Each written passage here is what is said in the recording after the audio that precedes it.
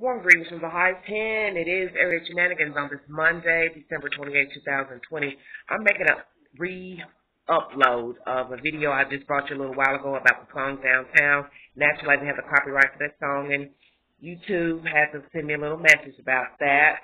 And got other folks jumping on here complaining about the video of the song. So therefore, I'm going to re-upload it so nobody messes with my pocketbook, okay? Here we go. This song was played from the RV Christmas morning in Nashville, Tennessee by the bomber, Mr. Anthony Quinn Warner, before the bomb detonated.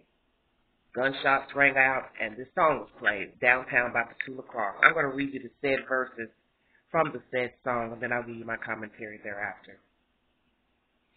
Verse 1. When you're alone and life is making you lonely, you can always go downtown. When you've got worries, all the noise and the hurry seems to help. I know downtown. Pre-chorus.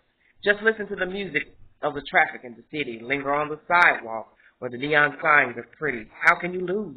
The lights are much brighter there. You can forget all your troubles, forget all your cares. Chorus. So go downtown. Things will be great when you're downtown. No finer place for sure. Downtown. Everything's waiting for you. Verse 2. Don't hang around and let your problems surround you. There are movie shows downtown. Maybe you know some little place to go to where they never close downtown. Pre-chorus.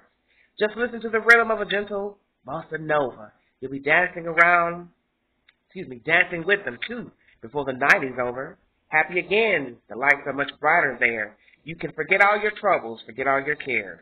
Chorus. So go downtown where all the lights are bright. Downtown, waiting for you tonight. Downtown, you're going to be all right now. Downtown. Instrumental break with backing vocals. Downtown, downtown. Pre-chorus. And you may find somebody kind to help and understand you. Someone who is just like you and needs a gentle hand too. Guide them along, so maybe I'll see you there.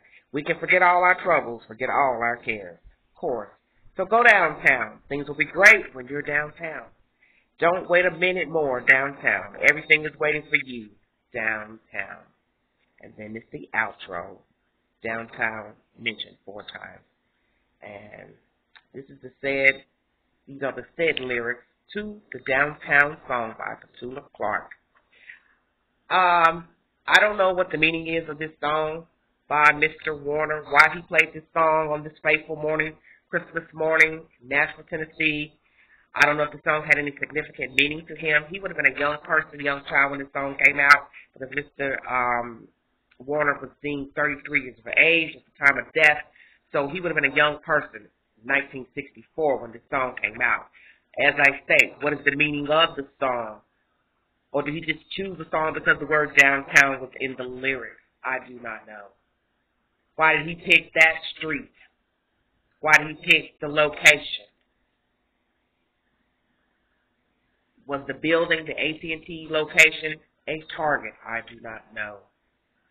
As I stated in my previous upload, growing up, I would go downtown, growing up in Chicago, Illinois. Downtown was a pivotal thing back in the early 70s when I was a child. We always went downtown to go to the movies, to the Chicago theater, go to the show, as we would say. We would go downtown Christmas time to shop. Look at the mannequins in the window, swaying back and forth, moving with the fake snow and the sleds and the reindeer, the Santa Claus. We eat out, dine out. Downtown was a very pivotal thing back in the 70s, 80s, and 90s. That is where people hung out. They shopped. They went to the movies. Most theaters were downtown Chicago. So I was thinking about all that while listening to the words of this song. Yes, the bright lights, the people moving about, shopping, talking, laughing, eating. So much surrounding downtown Chicago at that time. Grant Park, the lake. You understand what I'm saying? So what I thought was perhaps this man went downtown Nashville growing up as a child, as an adult. He enjoyed going downtown. Did his parents take him downtown shopping, like most people would do back in the older times? People went downtown. Or in smaller towns, they called it here in the South, we're going to town, which was the downtown area. That's where you went to shop, to eat, get your Sunday's best, perfume, whatever stores were available. You understand what I'm saying? The JCPenney, Sears, most towns and cities have a downtown or a downtown area. So all that was running through my mind just now. Did he frequent a downtown or downtown Nashville, considering they're saying that he grew up in Nashville, Tennessee? What was on this man's mind? Was he upset, angry? What was it? Was something, we know this. Was he depressed? Was he schizophrenic? Has he been diagnosed with a mental disorder? All those things we're waiting for from the FBI. What was gathered at the home to let us know what he was going through, what his thought process was. They say he was not on Facebook, so they don't have anything pertaining to Mr. Warner on social media. So now they've got to scuff through all those things in his home to see who he is, his writings, diaries, audio, visual, video, see if he left anything behind to tell the world who he was and why he did this. It's obvious he was troubled. He was not mentally stable. But he was friendly enough to talk to neighbors. He was friendly enough to say hello. Converse about how his mother was doing in my video I just uploaded. He talked. Maybe he didn't tell all the things that people wanted to hear, but he talked. Will this dead man tell us tales? We'll have to wait and see. What is the significance of this song, Downtown, by Petula Clark?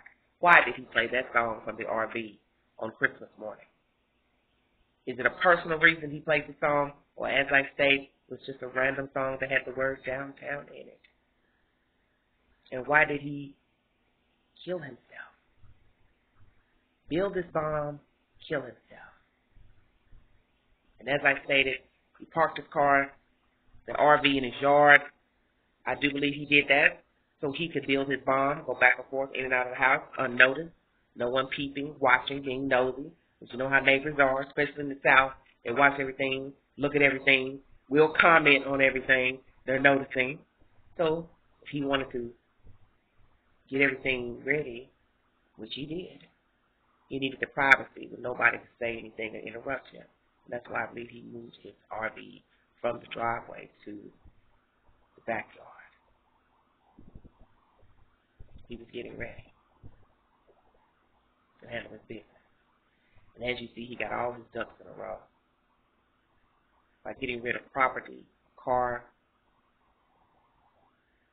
got rid of 2 homes, a car. And I don't know what's going on with the lady out in California, Miss Michelle Swing. What is she to him? Who is she to him? What is her role in his life or this event that took place? And the knowledge she could have had, not had. A lot of weirdness to this story. And it's always that you learn when you come to these devastating, diabolical stories of men blowing up things, bombings, shootings, mass shootings. You always hear that one thing. He was a loner. Have you ever noticed that? You hear that often. You hear that often when there was children involved. He was a loner, an outsider, an outcast. Hung by himself. Didn't have a lot of friends. Didn't bother nobody. Don't you find that odd? That the ones who exact the most harm in the world and cause the most destruction to people and things are the ones who stay to themselves.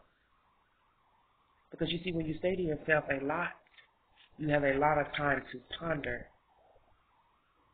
And you have a lot of time to come up with all types of theories and conspiracies of why the world is the way the world is, and possibly why the world is down on you and don't like you, and you're not a part of the world. You're an outsider. You feel as an outsider. You think as an outsider. So therefore, you live as an outsider. But yet you're in the world and of the world. But you deemed yourself out of this world. So you ponder and ponder to where you lose grip. You lose your grip on reality, and your mind decides to dissipate, blow up, like that RV did on Christmas morning. You see, too much time alone is not healthy because you'll think too much. And heavy thinkers can become a burden to themselves because that's all they have. And that's all they've allotted themselves to have. It's just a heavy burden mind, which then becomes a burden on their shoulders. On their shoulders. And it's a terrible way to live. And this man possibly was a nice guy. The neighbor says he liked animals, had animals at one time, built a ramp for them. So you see,